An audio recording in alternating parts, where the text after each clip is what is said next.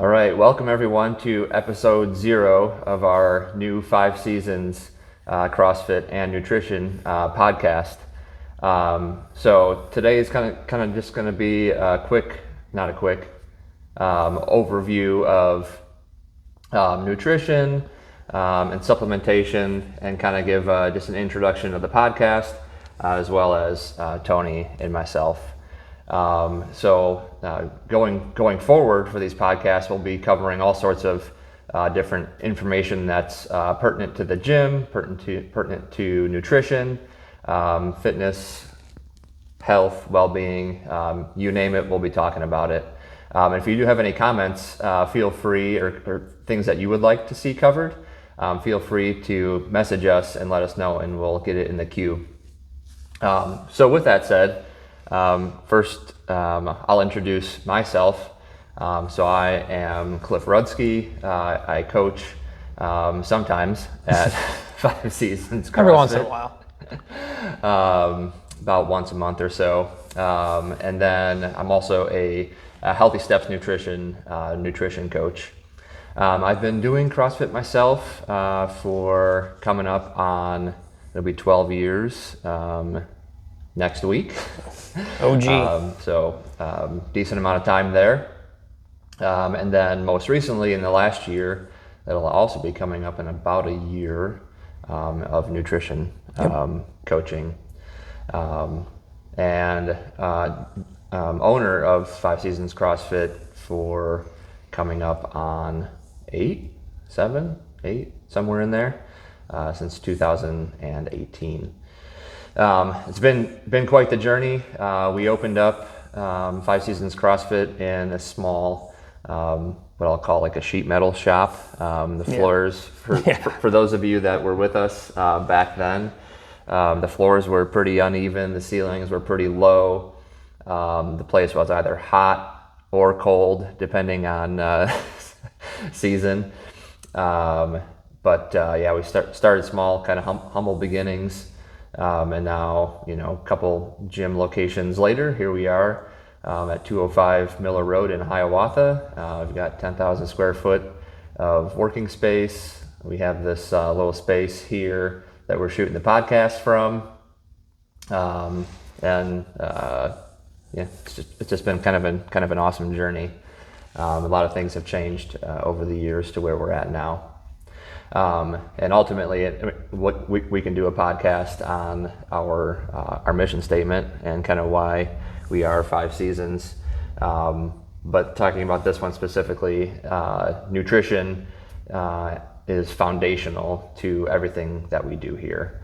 A lot of times we focus highly on the fitness aspect of things because that's fun. Yep. For the most part, that is the fun part. Super fun. That's what gets people in. But that is just 1 hour of your day. The other 23, your nutrition, your sleep, your movement, your stress, all those things are part of who you are, and do impact your overall health, well-being, whether that be physical or mental. Both are super important. Mm-hmm. 100%. So that's why I talked about this last year, kind of diving hard into nutrition, because that is the foundation of the fitness that we do here. So without nutrition, your fitness is going to suffer. Your goals and everything will also lag. So It's like the saying goes, you can't out-train a bad diet. No, definitely not. Your diet affects you for 24 hours. Your workout affects you for a few hours a day. And then just a little quick history on me before I hand it over to Tony. But so I grew up playing sports. I played hockey through high school. When I got to college, I joined crew, collegiate rowing, and did that for my college career. So that's kind of my athletic background. And I've always been, interested in all things fitness. So whether it be running, biking, swimming sucks, but I trying to get better at that one. any type of sport, things like that. Nutrition speaking, I would say I've always ate decently, to my best knowledge anyway. But really in the last probably 5 to 10 years, I've really tried to dig deeper and get a broader understanding of how nutrition impacts you overall fitness. So that's why I'm passionate about it. So yeah, that's me in a nutshell. All right. And I'm Tony Schumacher. I'm a coach here at 5 Seasons CrossFit. I've been doing CrossFit since 2016, so coming up on year 10 next year. Nice. Been coaching here at 5 Seasons for 2.5 now? Has it been that long already? It seems longer than that. Yeah, it does. It's crazy. But yeah, I've been coaching for the last couple of years. When did we do gymnastics? The gymnastics seminar, that was 20, that wasn't 22, was it?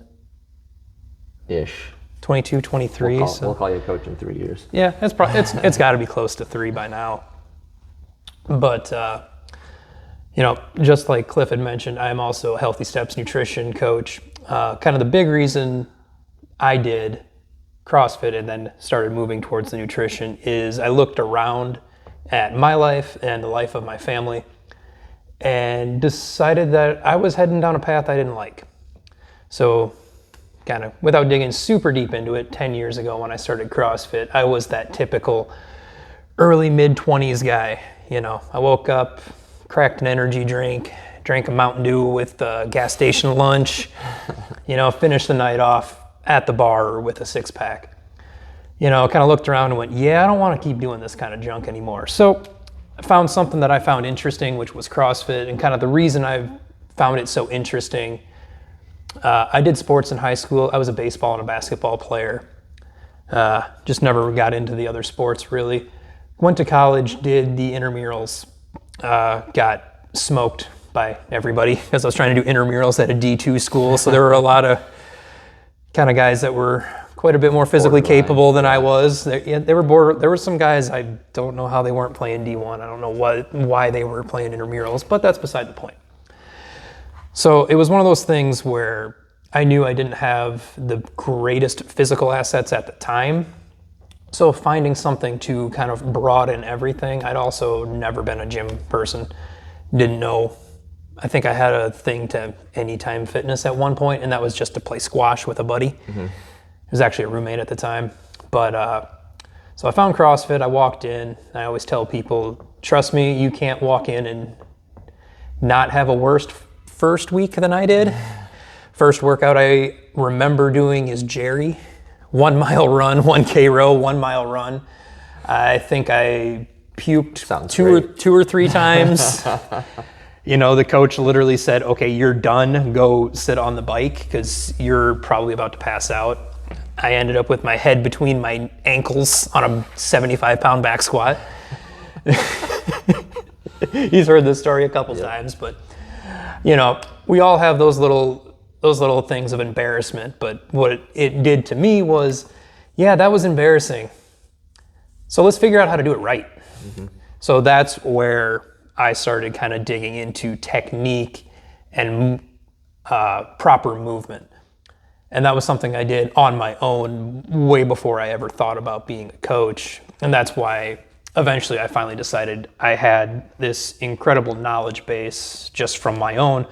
I should go to CrossFit itself, get their knowledge base, get their understanding, and then start coaching and getting that out to everybody. And it's almost word for word the same thing when it comes to nutrition. Like I mentioned, I had that horrible early 20s diet, and over time just kind of figuring things out, doing some research, and then getting in with Healthy Steps Nutrition, which Coach graciously allowed myself and another coach, Coach Jewel, to join him in the nutrition coaching, where we can get even more of a deep knowledge base to help more people. And that's the biggest part of why I like doing this, and another reason why I want to do the podcast is to just get that knowledge to as many people as we can. There's a lot of stuff out there, and it's coming from where we are with the knowledge that we have. my biggest thing is it doesn't need to be complicated. Absolutely. Nutrition should not be complicated. It's very simple. Yes, we are going to talk about these supplements here in a moment. Do my Vanna White impression again. But Tony White. Tony White, yeah. But I guess we just kind of roll right into that conversation. So, go ahead. I wanted to when you were talking, there was two things that came up when you were kind of giving your introduction. One, I would just say, like, our entire coaching staff, we're big on learning. So I mentioned, like, we did gymnastics. We went to CrossFit gymnastics back in 22, 23, somewhere in that time frame, bringing that knowledge back to the gym. I believe we had 5 coaches at that one. Yep. And then this, nutrition. We have 3 coaches right now. I'm sure that will grow at some point in time. But all of us, all 8 of us, are constantly doing some sort of learning. Last year we spent, was it 24 or 26 weeks in a coach development course through Affiliate University, which while doing the HSN at the same time. That was a lot. There was a little overlap there. Our brains were in explosion mode. But all that to bring the best experience and to get you the best results possible. It wasn't for just our knowledge base, although it does help us as individuals. It's to help out the community, which is again why we're getting here with this podcast. And then one thing I didn't mention in my introduction, as Tony was talking about some of his life experiences, and the light bulb clicked. It wasn't until in 2018 is when I was diagnosed with brain cancer, and then when I was digging into different dietary type things to help with cancers is kind of when my nutrition journey started, like really accelerating. So everyone has their backstory, and that's ours.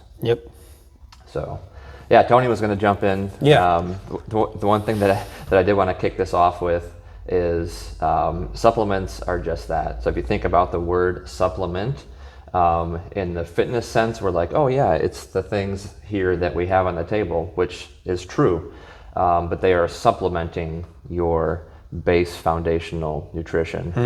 One thing I was thinking about as we were prepping for this podcast is talking about supplements without first talking about nutrition is like talking about recovery without first talking about sleep. If we're talking, oh hey, do this therapy, it's going to help you with your recovery, without talking about like, hey, like, are you getting 7+ or more hours of sleep? No, that we need to talk about the foundation. So the foundation is certainly nutrition. 100%. Yeah, so kind of to piggyback off what Cliff was just talking about, supplements are the extra. I kind of just had another analogy pop in my head while you were saying that. This wall behind us, the supplement is the paint that makes it look nice. If you don't have, good drywall, good joists, all the electrical, all the plumbing, everything that's behind it, you can put a coat of paint on it, but it's not going to look right. No. If this wall wasn't studded and I just pushed it, all the paint would crack and it wouldn't look good. Same thing. Like a college house or a dorm room. Yeah, something like that. Or some real quick flip house, something like that. Yeah. So when we're talking about nutrition, getting mostly whole foods as much as we can, getting a good amount of protein, keeping that caloric intake to, I just lost the wording. Keeping your caloric intake to supplement your daily life and your workouts. So making sure that you are eating enough to do what you want to do, not overeating and not undereating, because both can be very detrimental to yourself. Yeah, and then like kind of getting the overall balance appropriate and then kind of figuring out where your holes are, and then supplementing to fill those gaps or fill those holes. Yep. So we'll talk about like how each of those will fill those gaps in your nutrition program. And sometimes it might not even be a gap. It's, something that you want to like either accelerate or enhance in that specific area. It's one of those where one of the biggest ones we talk about as nutrition coaches is protein intake. And just to give listeners or anybody watching, it's just some general guidelines. General guideline, if you want to maintain your muscle mass while either losing fat or if you want to increase muscle mass, the minimum protein you should be eating for males, 0.8 grams per pound. So for easy numbers, a 100-pound individual, 80 grams of protein. For ladies, minimum 0.7 per pound. So again, that same 100-pound person is 70. That's a minimum. Ideal for muscle gain itself, we're looking at 1 to 1+ gram per pound. And I think you start seeing diminished returns around 1.3. And also at that point, you're probably not going to feel the greatest because you're talking about a lot of protein at that point, especially if you're, yeah. So that's where a supplementation, as long as you are getting the majority of your protein, when I say majority, I'm meaning 70 to 75% or more from food, then adding something like this strawberry whey protein is something that's it's being used correctly at that point. You don't want to get all of, again, that 100-pound person, you don't want all 80 grams of your protein coming from this.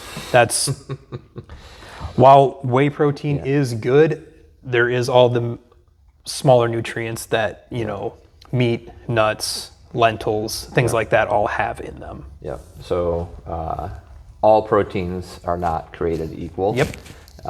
Each protein is built up of amino acids. Yep. So this has a certain amino acid profile, and if you neglect the other amino acids, you're not going to have that full protein source that you need by eating a whole food diet.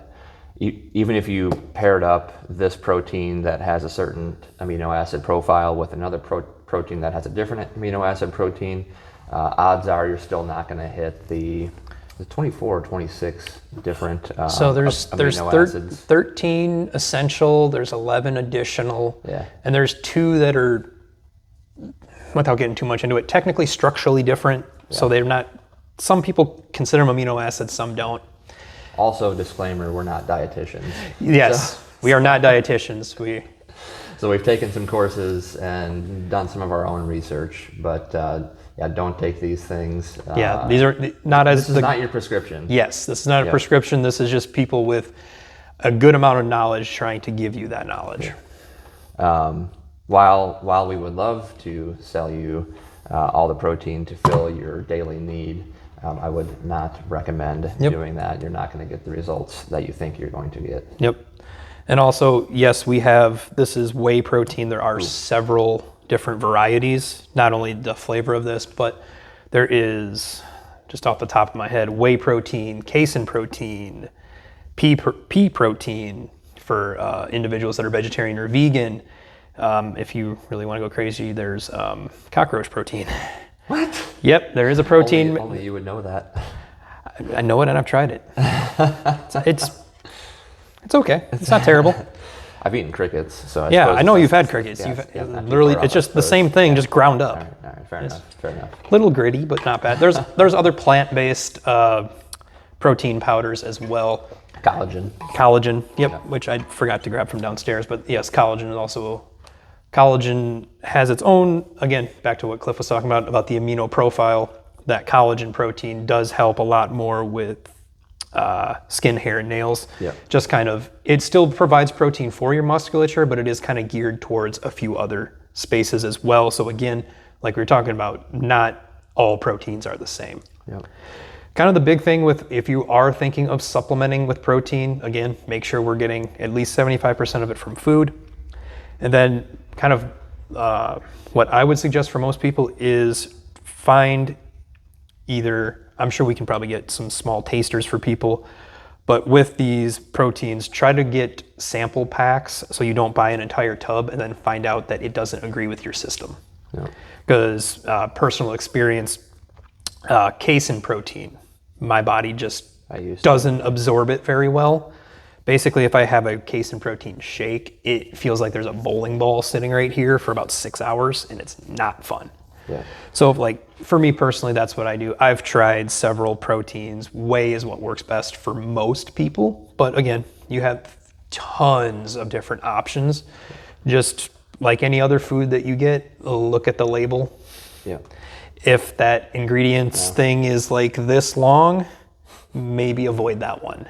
Look for the one that's a little smaller. Yeah, that's a really good point, because like just like anything in life, you can go out and get a cheaper option. Yep.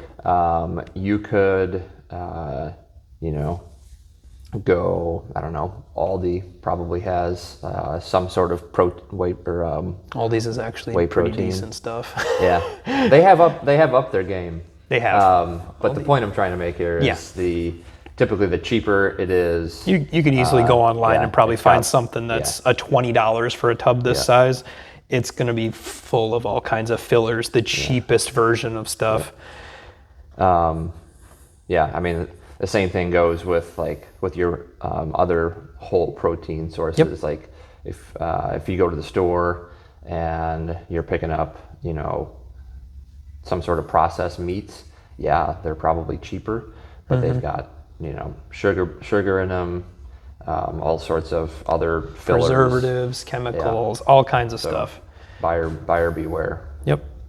Kind of a good rule of thumb is the smaller the amount of ingredients, the better. Yep. And especially if you can pronounce all of the ingredients, that's probably good too. Yep. And these, so the ones that we have up here, like this one, the strawberry one, for example. I think they only have like I'm counting it. 10, 12? 3, 4, 5. This one has 5 ingredients. Oh, wow. Okay. I was way off. And the clear has 5 or 6 as well. But we did sell out of the clear on day one. That is one of them that I forgot to mention. So the clear protein is essentially whey protein. It's just essentially the lactose in it has been stripped away, which allows it to be in different flavors. Yeah. Essentially all it does. Yep. And the clears, let's see, we had fruit punch. Yeah, fruit grape, punch. There was like a limeade. And grape. Strawberry limeade and the grape. Yeah. And we are ordering. There's just a big old buzzing thing flying around. It's not a bee. Doesn't look like it. That's fine. But we're getting all this stuff on order, so we should have everything stocked here in the next couple of days. Yep. If you're someone that's been using supplements, or if you're someone, I know there's some people that aren't the biggest fan of chocolate, because most whey, casein, all those proteins, chocolate's kind of the predominant flavor in most of them. You get bored of it after a while. Yeah, I don't know. That's just, it's another option that you can have so that you can have a little different flavor. Because, as humans, if we have the same thing time after time after time, we get bored. We get bored of it. Yeah. Anything else to cover on the protein side of things? No, I think we hit just about everything with protein. We can always circle back if we think of something else. Yep. So go ahead. Yeah. No. I think. Yeah. So the second one we're going to go to, even though in my mind this is the first thing. Oh, yeah. Creatine. So creatine, specifically creatine monohydrate, you were talking about the statistically most studied, supplement in the world. I believe there's studies going all the way back since 1960, 1970. And essentially the only negative effect I have found through my personal research on all these is if you take too much, you'll get constipated. But that's about the only negative I've been able to find. Yeah, and I think I've read those as well, and I think too much was it was 30 grams a day. It was something which is a lot. So what I think the serving size here is 5 grams. Typically these are 5 grams. 5 grams. 5 grams. So creatine, step back just a little bit. Don't do 6 scoops. Yeah, don't do 6 scoops of creatine. Also, there's a whole bunch of stuff out there. Some people say you're supposed to load up for like the first week. Everyone else says it's perfectly fine. Personally, I think it's perfectly fine. Yeah. Just start taking it. Yeah. Easiest way to do it consistently. That's the big part. It needs to be consistent. This is not something. So like you're back to the protein. Having this a couple times a week, not a big deal because it's the supplement. Creatine is something that you do need to take consistently, which is why the majority of the time it comes in an unflavored. So you can basically add it to any liquid. I mean, I've added it to just water before. Yeah, so I typically will put it in my protein shakes, kind of as a post-workout recovery. But I know like Nikki puts it in her coffee. Just mix it up. Actually, she puts the creatine and collagen in the coffee. There's both of these, and we don't have the collagen up here, but both are tasteless. But you get, as long as it's mixed up, you won't even notice it's there. So with the collagen, you get a little extra protein, and with the creatine, you get a little extra recovery. So. Extra recovery, and then I mean, I'm trying to think of the benefit of all the benefits from creatine. Not only the recovery, the help increase in building and musculature strength. Some of the newer literature that I've been reading, it talks about cognitive function increase, less brain fog, less crashes throughout the day. If you're a female going through menopause, there was a very recent study that it can actually help not eliminate, but help diminish some symptoms from menopause as far as, sweats. Jury's kind of out on the mood swings. There was some that said yes to that, some that said no, not enough for me to concretely say anything on that one. But it can help in so many different ways that we, I mean, and when I say we, I mean as like a society, we have not even studied yet, because the majority of the studies have always been focused on muscle recovery, muscle gain. We're just starting to notice all the other benefits, and a lot of them are cognitive. And that's a very good point. You mentioned it, like menopause and like women's health. You think about creatine, and I would guarantee you if we just did a poll of random people here in Hiawatha, Cedar Rapids, and you said creatine, they would associate creatine with some meathead in the gym. 100%. Male meathead in the gym. Some guy that looks like, like Cliff ate me, essentially, like just some guy that like his arms are stuck out here type thing. Which that is the furthest thing from from what it could be. Of course, they're taking creatine, but they're probably taking like 15 other things that probably are not even legal. Possibly. But it's for anyone that is looking to improve their health and wellness long into life. And one thing that we didn't hit on, and it kind of goes without saying, but longevity. So, the reason that most people come to 5 Seasons CrossFit, or, in any fitness endeavor, is typically because they want to improve either their current or their future well-being. And nutrition and fitness are a key piece of that. And then supplements will obviously supplement that nutrition and your longevity. But we're talking about increasing muscle mass and strength, increasing your bone density, which most people kind of don't think about, and then in the gym, increasing your VO2 max or your cardiovascular ability. So like all those things together with these will help you in that journey. Yeah, and I was just reading an article this morning. The 2 main things that research recently has found that will essentially will tell you your mortality is your muscle mass and your VO2 max. Your physical strength, your cardiovascular strength, because when we all think about, as we get older, we think about people slowing down, people not being able to do a whole lot. Well, and it's true, 100%. But the thing is, that doesn't happen just because you get old. That happens because as we age, we tend to shy away from movement, Yep. especially any kind of resistance thing, even though that is legitimately what you need to do Yeah. as you get older. I think it was, I don't want to be completely wrong on these numbers, but I believe it was your chances of, you know, I don't want to say it's a trope, but I know it was kind of like the old trope joke, at least when I was a kid, was if an old person fell down, that was it. They were going to be stuck in bed for the rest of their life. Mm-hmm. And unfortunately, that's a reality. Yeah. One of the ways that you can stop that is just by having an average to above average amount of muscle for a person. You reduce that part of that happening to you by over 20%. Yeah. Just by maintaining an average amount of muscle, which is very attainable, doing something like CrossFit 3 times a week. Yeah. And then just by a byproduct of doing that, your VO2 max is also going to go up. Yep. And VO2 max is essentially how much can your body endure throughout a day or throughout a given amount of time. The more your body can endure, the stronger it's going to be, the more resistant it's going to be as you age. Yeah. So like those are like the 2 main things. You mentioning both of them just kind of made that pop back in my head.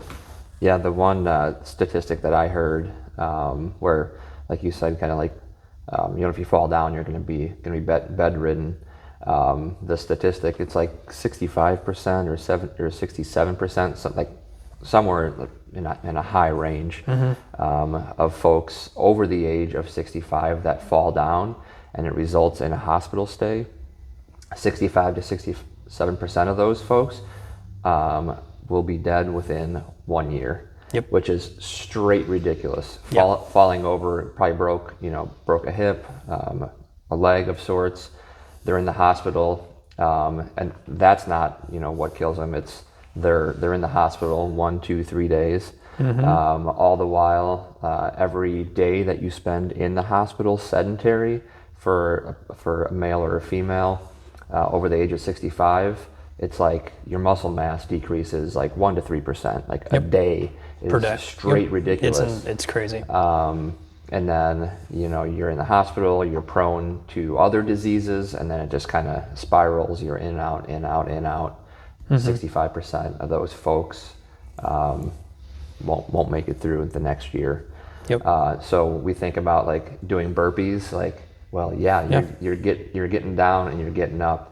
If you're 65 years old and doing burpees, like you're probably not going to the hospital as the result of a fall. No, unless that fall is like out the window. Right. You know, there are some cases. But it's having a resilient body will allow you to have your intended lifespan. And this is something from Healthy Steps taught us about was your health span versus your lifespan. Right now, and I'm sure somebody probably has a relative that is like this, that they're in hospice, they're in a nursing home, something like that, where I don't want to say being kept going because that's more life support, that's different. But between the rattler of pills and the nurses and things like that, that's keeping them going. But is that really health? Is that life? So what they have basically found out is there's about 7 to 8 years a person can get between when their health span ends, which is when you are healthy, you can basically do everything, you can take care of yourself around the house, you don't have to worry about anything, to your actual lifespan. So there's 7 years there. So think about that, you can get that 7 years back by eating healthy, working out, just taking care of yourself, getting an additional 7 years of life, of healthy life. I'll take it. 100%. No, I'm right there with you. So going back to what started this whole conversation, the creatine. So like Cliff said, 5 grams of creatine, getting back to kind of that dosing amount, anywhere from about 3 to 10 grams a day for just about everybody is going to be enough. Once you start pushing that 10 or farther, that is when you run into that one backslide of of possible constipation. Again, depends on you. Also, make sure that you are taking it multiple times a day. So don't just do 5 grams right away in the morning. My suggestion would be 2 to 3 grams at a time, 2 to 3 times a day. makes it easier, and it kind of helps to remind you to drink some liquid. Yeah. So kind of, which one you want to go to next? Let's do them linear. Okay. So Pre-workout. Pre-workout. One of Cliff's favorites. So pre-workout. So I rarely take pre-workout. rarely. Yeah. You used to. Oh yeah. So yes. I can't talk. I can talk because I used to do the same thing. I used to take pre-workout every time. Pre-workout's fun. Pre-workout's fun. No, my current pre-workout, my day-to-day is just my black coffee. Yep. Currently, I'm in, not coffee, but I have my caffeine as well. I'm in pre-workout detax. Probably a good thing. But there's all sorts of pre-workouts. If you think about pre-workouts from a very high level, the goal is to increase stimulation and increase your heart rate, basically to kind of get you moving. Same thing that a coffee would do from the basics. Yep. But then there's other things in the pre-workout that will enhance that experience. Yep. There's things that Tony's chomping at the bit to go over. So there's a few different things. So pre-workout itself, you're gonna see like this one of the main things it touts right up here is the caffeine, 200 milligrams. So for most people, that's probably the higher end I would go, maybe up to 300 if you're someone who has caffeine regularly. But if you're someone coming in and like, hey, I want to try pre-workout, if you see something like this that's 200 milligrams, start with half dose. Have it just because, especially if you'll hear this probably more than once during this part, but there's this whole thing of hypersensitivity to certain things. One of the other stimulants that's in a lot of protein in a lot of pre-workout is beta-alanine. Me personally, I can't touch beta-alanine. My face will turn about as red as this shirt. My teeth will start chattering and I won't be able to sit still. I have an incredible reaction to it. It's just and it's to the point where it's distracting to me. So I don't take pre-workouts with that. But for some people, it really helps them focus, get ready, and also beta-alanine has a also small side effect of helping the body kind of flush out a little bit of lactic acid as you go. So you don't run into that muscle fatigue quite as quickly. It's not the end all be all with that. There's other chemicals that will do that, but not something to really worry too much about. Yeah, some of them have creatine, some don't. This First Form one does have 5 grams as well. So like Tony said, kind of sprinkling that across the day. So if you have 5 here and then another 2 to 3 there, like you get there's your days pretty well and easy. Also, just as kind of like another thing with caffeine, especially. Caffeine stays in your system and the half-life is about 6 hours. So if you're someone who works out late in the day, make sure you're not taking caffeine up to about 6 hours before you go to bed, or you're gonna see some negative effects there. Not being able to go to sleep, not being able to stay asleep. Been there, had that problem. Yeah, the thing that I would say, like performance-wise, so like 200 for me is probably a good spot. Anything over that. So we talked about like your heart rate elevating. The whole point. So let's say we're going to do Karen, 150 wall balls for time. Your heart rate is going to get pretty jacked pretty quick. And if you were to add, say, 300 milligrams of caffeine on top of that, that's where you're going to feel like you're blowing up. Like your heart rate's going to spike and your body's going to say, hey, I cannot maintain this heart rate anymore. Stop doing what you're doing, and you will put that ball down. Even though you're like, oh man, like I was feeling good to begin, like everything was going so well, and then boom, you're down. That's because if, like, say you did take 300 and you were going into a 5 to 10 minute workout, like that's what happens. So in our workouts, the workout piece of it anyway, we're trying to regulate our heart rates. So you think about like your conscious breathing, your mindfulness, and all the things that we've talked about. The whole goal is to regulate and reduce, not jack your heart rate up. Yep. Now, if we're doing like a 1 rep max, or like the skill piece, very helpful. Yep. For those type of things. Yep. So 100%. It's everything has its purpose and has its place. It's kind of the dosing and the timing of stuff. Like if we were gonna do Murph, something that's super long. Yeah. Maybe the caffeine, but all the other stuff in this is probably gonna help you do really good on that first mile. Yeah. But that middle portion you might have some diminishing returns. So it's one of those things of, if you are interested in trying them, I say try them. Again, start with that half dose and then just be cognizant of how it's making you feel throughout workouts. I know Cliff was talking about heart rate.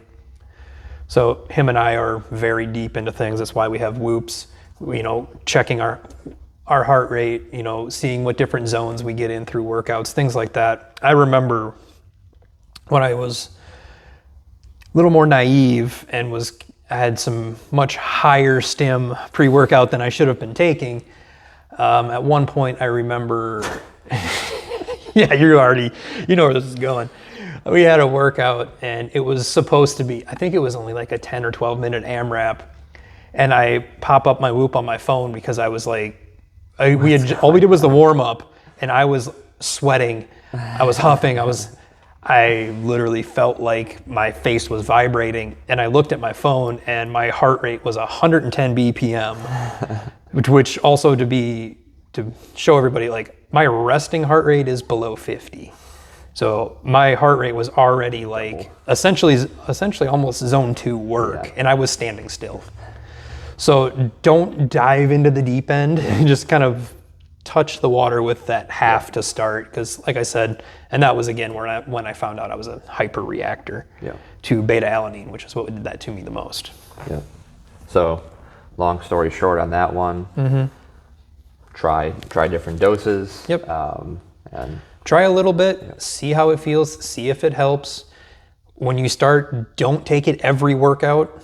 Yeah. Also, that's one that you don't need to like work up into, or like build up in the system, like we talked about taking creatine daily, like that. Like that one, if you're here 4 times a week, like you can take it before each workout 4 times. It's actually the exact opposite, because if you take pre-workout every single time, every single day over months and months, it will actually not affect you as much, because your body will build a resilience mostly to the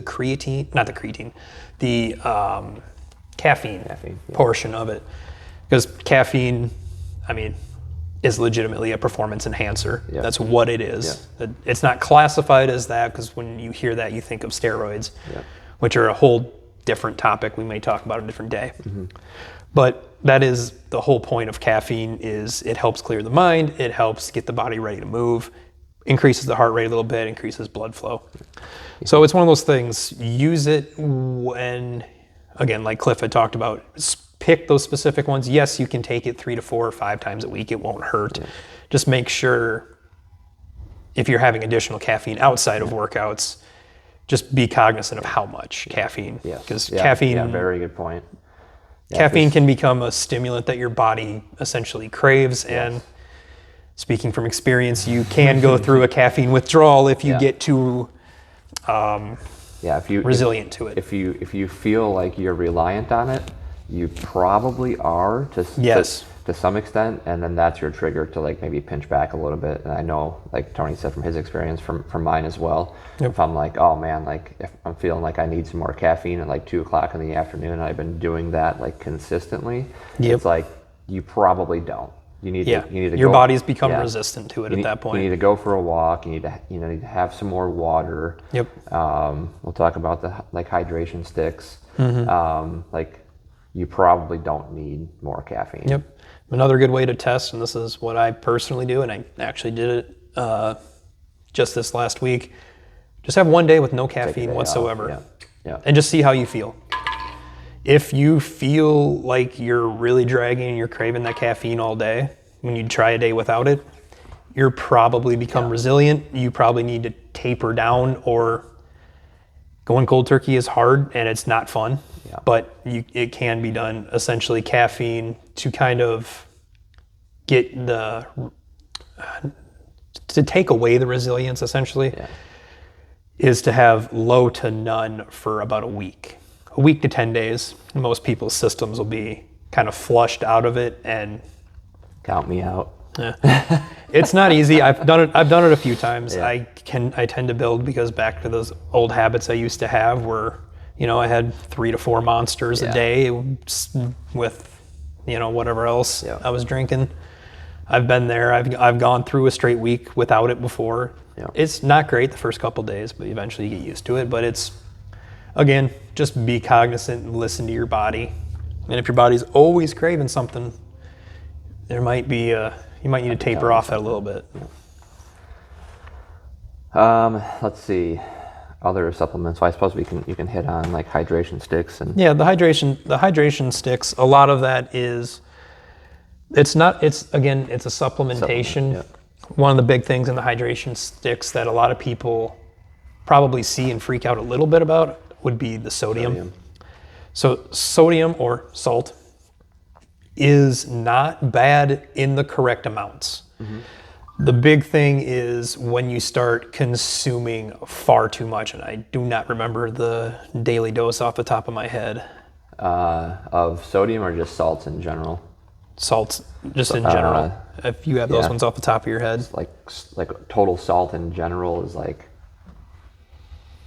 an unhealthy amount, I think, is like over like 3,000 milligrams. That's what I thought. Somewhere like 3 to 4,000. Yeah, it's like 3 to 4. So in the hydration sticks, unbalanced as well. Yeah, unbalanced. So a lot of that is the majority of that's going to come from food in general. Yeah. A lot of processed or pre-prepared foods tend to have a lot of salt in them. If you're just sprinkling some salt on your food, unless you're, doing the cartoon where they take the top off and dump the whole thing on it, you're probably fine. Don't worry about that too much. But a big thing with the hydration sticks, we're kind of coming out of the season, but summer months, summer, spring, when it's super hot and you're sweating a lot, you don't sweat out just water. You sweat out your salt, your potassium, and a few other things that are in these hydration sticks. So especially if you're getting some kind of vigorous movement, or if you're an individual that works outside, has to work with a lot of movement where you sweat, if there's a sweat stain on your shirt after your day of work, one of these probably is a good idea, just because, potassium and that salt is a big way to stay away from muscle cramps, which, heat exhaustion, heat cramps are a thing. These can help alleviate things like that. Obviously, drink them with water and then drink more water after and drink water before them. You definitely don't want to have these in your water all the time. Yeah, no, that's where you would get into supplement. Yep, supplement. Again, it's one of those things, like, other than the creatine, these things are a 1 a day type thing. Yeah. One time, and that's it. Yeah. And they also taste delicious. Yeah, that helps as well. And you can always, for some people, like my wife isn't a huge fan of these being in a small amount of water because of how intense the flavor can get. You can put them, most of them I believe say anywhere from 12 to 16 ounces of water.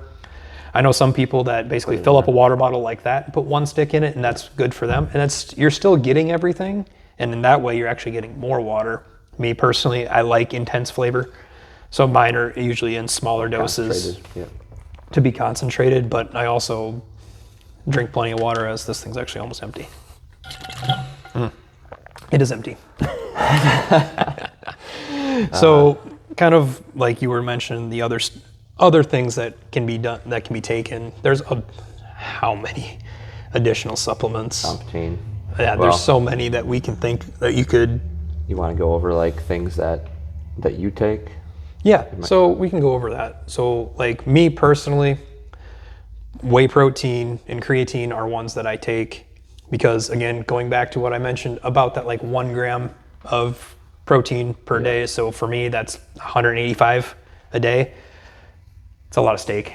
As much as I love steak and chicken and all that, I do tend to have one shake a day, around 25 to 30 grams. I've used these. I've used Premier Protein's ready-made ones are good as well. It's easy to add creatine to them. I don't really do pre-workout anymore. I do have caffeine every day. Something I got to be a little better about. But It's all a journey. Yep. And then the only other supplement, though, it's 2 supplements that I take outside of that, and that is fish oil, just to help assistance with joint health, Yep. and then vitamin D plus K2.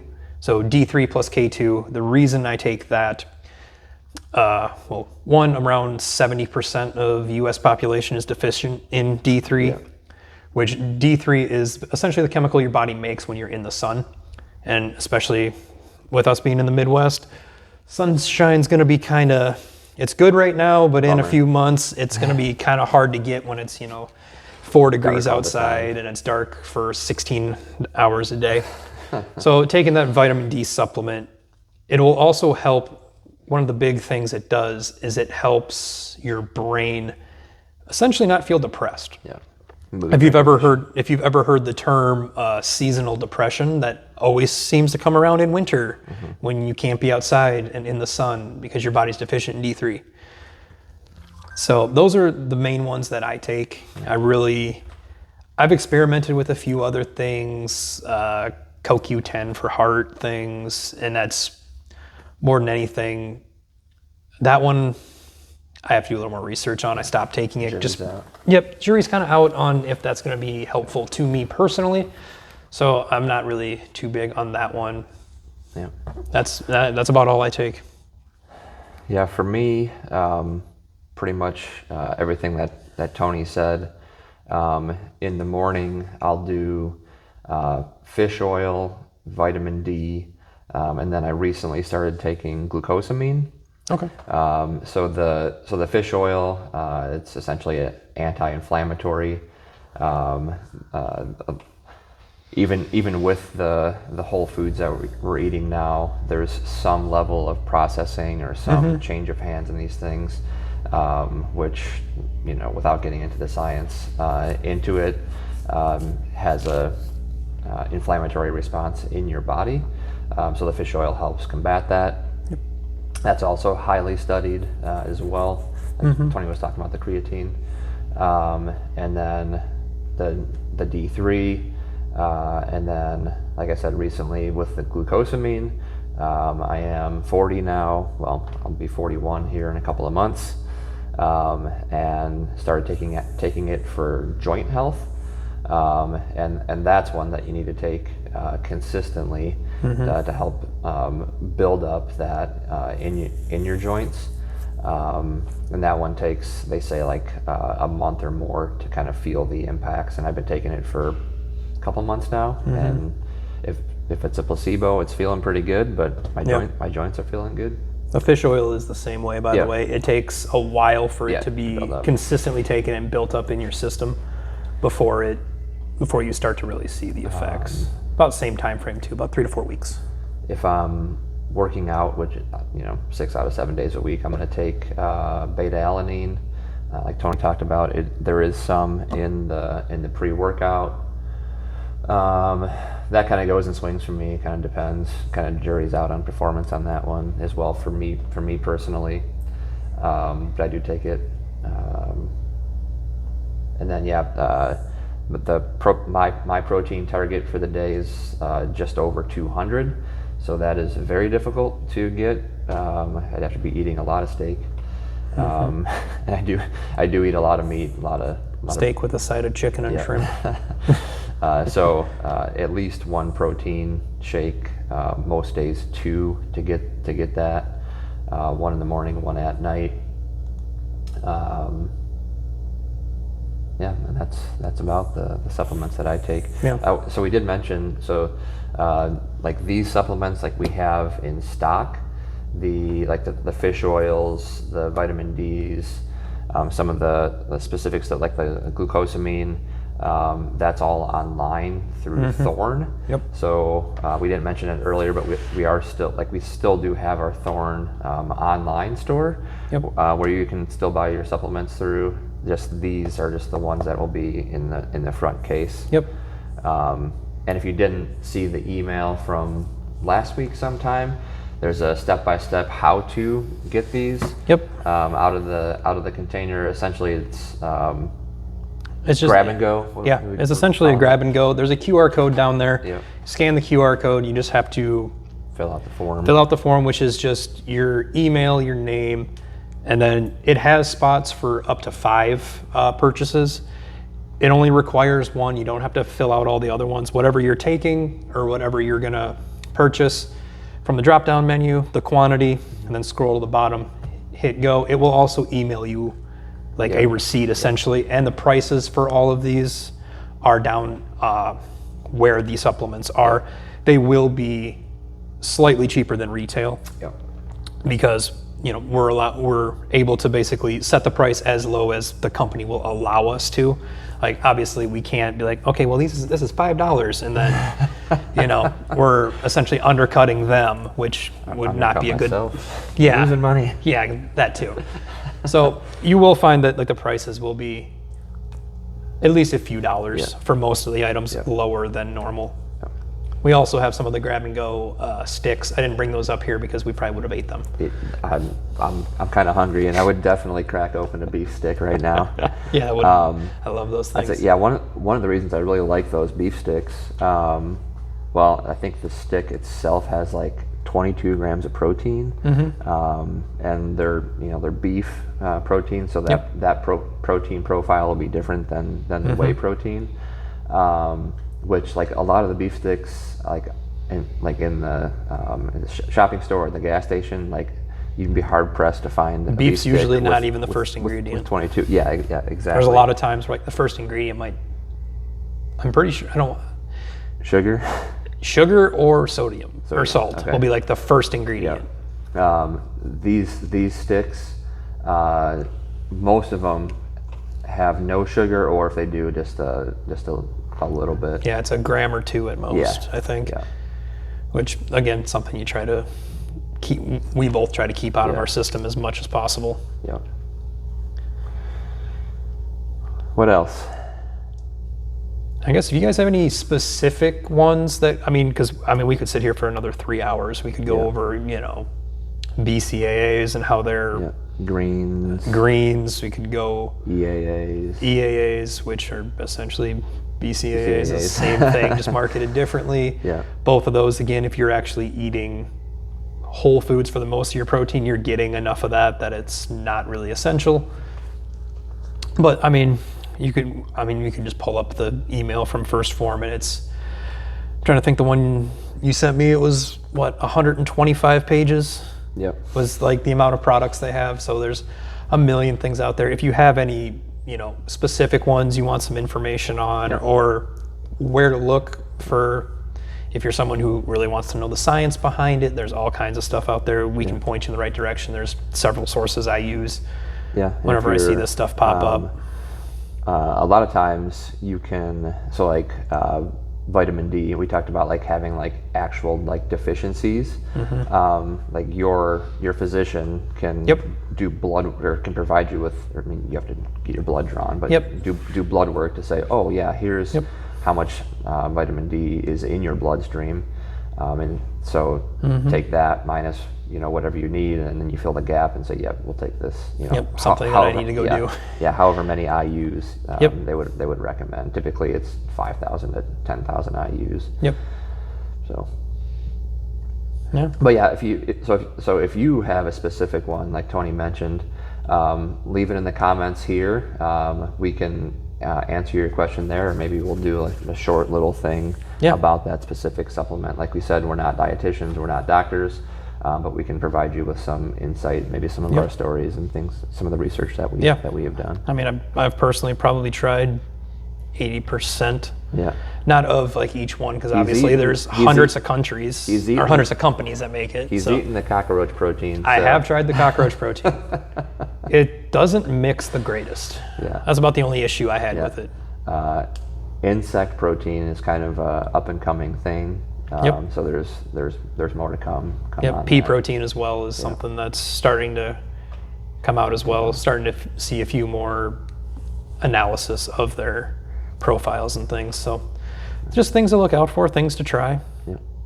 It never hurts to try something once. Nope, definitely not.